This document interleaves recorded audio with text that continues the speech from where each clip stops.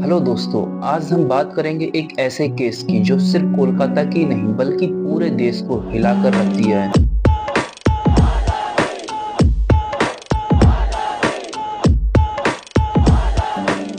ये कहानी है एक 31 साल की डॉक्टर की जो अपनी ड्यूटी के दौरान ऐसे सच से रूबरू हुई जो आपके होश उड़ा देगा। भगत सिंह, आजाद, बिस्मिल, अशफाक, इन्होंने जान दी थी ना देश के लिए। कुछ हुआ? आज हालत देखिए इस देश की। कोई भी देश परफेक्ट नहीं होता, उसे बेहतर बनाना पड़ता है। हमारा देश दुनिया का सबसे महान देश है। मैं नहीं मानता हमारा देश दुनिया का सबसे महान देश है, लेकिन ये जरूर मानता हूँ कि हमें काबिलियत है, ताकत है अपने देश को महान बनाने की। तूने एक बल्ब क्या जलाया? तू समझ रहा है अब तो पूरे देश में क्रांति लाएगा। देश के कोने कोने में बिजली लाने से अंधेरा नहीं मिटेगा। हम सबको एक होकर अंधविश्वास की अंधेरों से लड़ना होगा। एक मुल्क कागज पे नक्शों की लकीरों से नहीं पड़ता सर। इसको लोग निर्भया 2 भी बोल रहे हैं। चलिए इस पूरी कहानी को समझने की कोशिश करते हैं। तब तक आप चैनल को सब्सक्राइब कर बेल आइकन को दबा दीजिए। शरीर में कोई कपड़ा नहीं था, पैर दोनों राइट एंगल में मिला गया, चश्मे को फूटा गया जिसकी वजह से आंखों से उस रात 31 साल की एक डॉक्टर जो कोलकाता के आरजी कर मेडिकल कॉलेज में काम करती थी, अपने ड्यूटी के बाद थोड़ा आराम करने सेमिनार हॉल गई थी।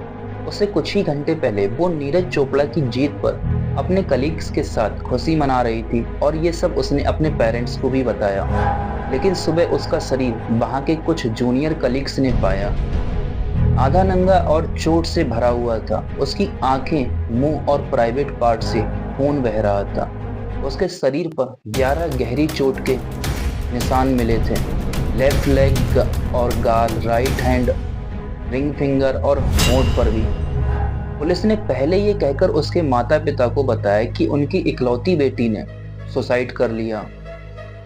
यहाँ एक सवाल ये उठता है कि इतना इंजरी होने के बाद पुलिस को सिर्फ ये लगा कि सुसाइड केस है।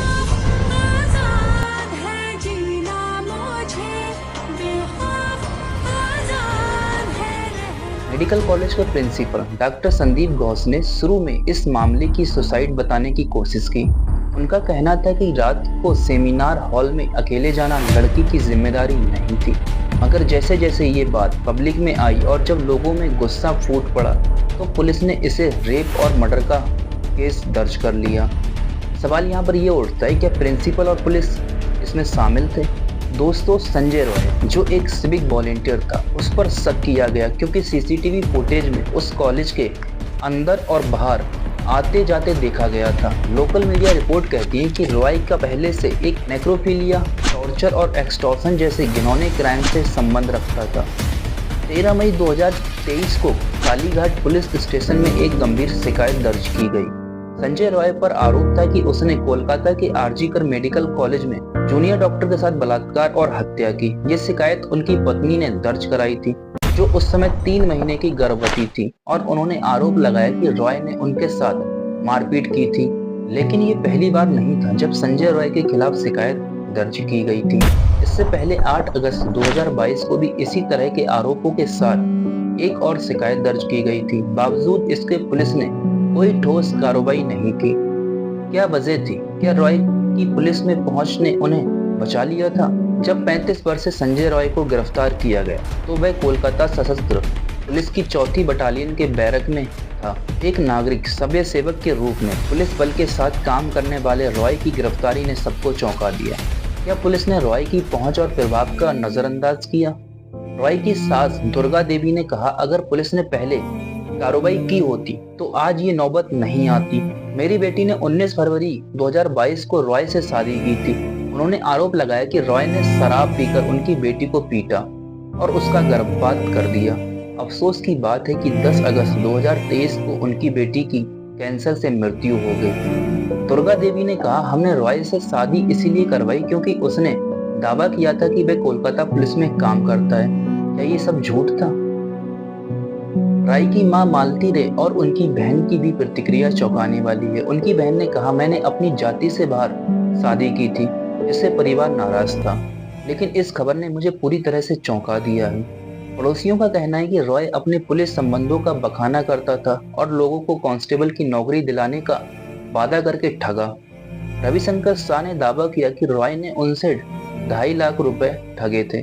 संजय रॉय की कहानी एक रहस्यपूर्ण और दर्दनाक कथा है जिसमें पुलिस और अपराध के बीच की लाइन धुंधली हो गई।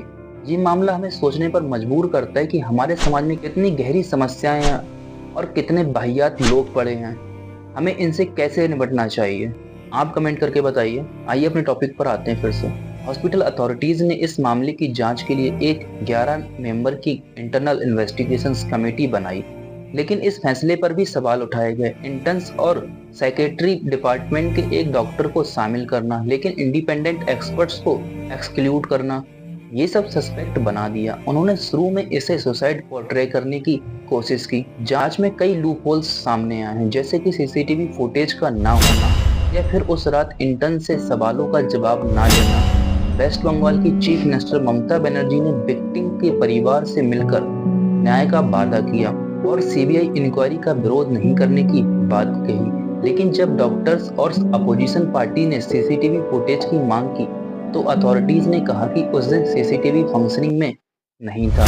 टीएमसी लीडर अभिषेक बनर्जी ने भी स्पीडी ट्रायल की बात कही और उन्होंने 7 दिन के अंदर एक्यूज्ड को या तो इनकाउंटर या फिर फांसी देने की मांग की। एक वायरल ऑडियो क्लिप में एक इंटर्न जो पीजी स्टूडेंट से बात कर रहा था, उसने क्लेम किया कि एक और इंटर्न जो पॉलिटिशियन कनेक्शन रखता था इस किलिंग में इन्वॉल्व था। अथॉरिटीज पर कवर अप का आरोप भी लगा। Public health expert doctor Savarna Goswami ने कहा कि विक्टिम के परिवार से पुलिस ने पैसे से मामला सुलझाने की कोशिश की थी, लेकिन उन्होंने मना कर दिया। परिवार का कहना है कि हॉस्पिटल पार्किंग में इंसिडेंट से एक दिन पहले विक्टिम की कार को भी नुकसान पहुंचाया गया था। दोस्तों, प्रिंसिपल डॉक्टर संदीप घोष के खिलाफ पहले भी करप्शन और इरेगुलेटरीज के एलिगेशंस लग चुके हैं। 2023 में 2 बार उनका ट्रांसफर मुर्शिदाबाद मेडिकल कॉलेज और नेशनल मेडिकल कॉलेज में किया गया था, लेकिन हर बार कुछ ही दिनों में उनका वापस आना अपने आप में चिंताजनक बात है। घोष को अक्यूज किया गया है कि उन्होंने हॉस्पिटल की अपनी पर्सनल फ्रीडम की तरह चलाया है, स्टूडेंट और डॉक्टर्स को धमकाकर। रॉय जो 2019 में डिजास्टर मैनेजमेंट ग्रुप में वॉलंटियर के रूप में शामिल हुआ था, उसका influence Kolkata police welfare cell तक पहुंच गया। लेकिन सवाल ये है कि एक सिविक वॉलंटियर बिना किसी ऑफिशियल पुलिस स्टेटस के कैसे कोलकाता पुलिस की 4थी बटालियन के प्रोमिसेस में रह रहा था। रॉय के पास हॉस्पिटल के सभी डिपार्टमेंट में बिना किसी रोक टोक के आने जाने की छूट थी। कई स्टाफ मेंबर्स ने बताया कि रॉय का हॉस्पिटल में बहुत ही सिग्निफिकेंट इन्फ्लुएंस था और उनका हॉस्पिटल के प्रिंसिपल के साथ एक गहरा संबंध था। ये मामला सिर्फ एक रेप और मर्डर तक सीमित नहीं है, बल्कि पूरी सिस्टम की फेलियर को दिखाता है। ये कहानी हम सब के लिए एक सबक है कि कैसे एक इन्फ्लुएंशियल व्यक्ति अपने इन्फ्लुएंस को गलत इस्तेमाल करके इंसाफ से बचने की कोशिश करता है, लेकिन आज हम सब मिलकर न्याय की मांग कर रहे हैं। अगर आपको हमारी ये स्टोरी पसंद आई हो तो लाइक, शेयर और सब्सक्राइब करना ना भूलना। कमेंट्स में अपने विचार जरूर बताएं और बेल आइकन को दबाना ना भूलना ताकि आपको आने वाली वीडियोस की नोटिफिकेशंस मिलती रहें। धन्यवाद। और इस वीडियो को इतना शेयर करें कि दोषी को सजा मिलके ही रहे और ऐसे ही लोग आवाज़ उठाते रहें। तब तक के लिए जय हिंद, जय भारत।